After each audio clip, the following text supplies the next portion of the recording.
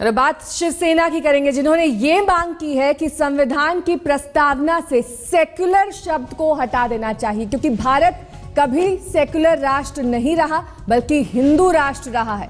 पूरा विवाद खड़ा हुआ जब एक सरकारी विज्ञापन के बाद जिसमें संविधान की प्रस्तावना में सेक्युलर शब्द का इस्तेमाल नहीं किया गया। इसके बाद विपक्ष ने सरकार पर जोरदार निशाना साधा और इसी के जवाब में शिवसेना ने यह मांग की कि संविधान की प्रस्तावना से सेक्युलर शब्द को हटा देना चाहिए, क्योंकि मूल रूप से भारत कभी सेक्युलर राष्ट्र नहीं रहा।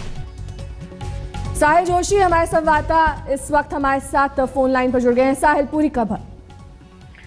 देखिए, शिवसेना का ये मानना है कि बीजेपी एक तरीके से चाह रही थी कि इस मामले पर बातचीत हो कि क्या अब प्रीएम्बल में, कॉन्स्टिट्यूशन के प्रीएम्बल में सेक्युलर और सोशलिस्ट ये शब्दों का इस्तेमाल होना चाहिए या नहीं होना चाहिए। इसीलिए जानबूझकर एक तरीके से ये एडवर्टाइजमेंट रिलीज की गई थी और उनको लगता है कि अगर ये गलती हुई है तो ये बार बार होनी चाहिए। और ये एक सीधे सीधे मांग की है कि सरकार को अब दोबारा अमेंडमेंट लाकर ये दोनों शब्द वहां से हटाने चाहिए।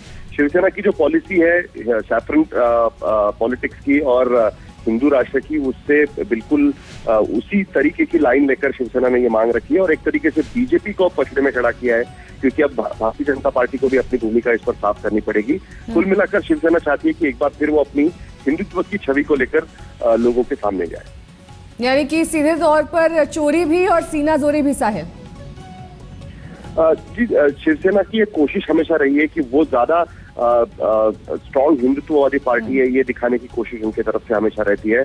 और अब जब मोदी सरकार हिंदुत्व के मुद्दों को दरकिनार करके विकास के मुद्दों पर आगे बढ़ना चाहती है, तो जो हिंदुत्व का एजेंडा है वो कहीं ना कहीं अपने हाथ में लेने की कोशिश शिवसेना की तरफ से हो रही है। और इसीलिए सेक्युलर शब्द पर खास करके शिवसेना की आपत्ति और उनका कहना है कि अगर अब डिबेट छिड़ चुकी है, अगर मुद्दा छिड़ चुका है, तो सरकार को आगे आकर अमेंडमेंट कर वो शब्द प्रीएम्बल से हटाना चाहिए जो मुख्य रूप से प्रीएम्बल में नहीं था।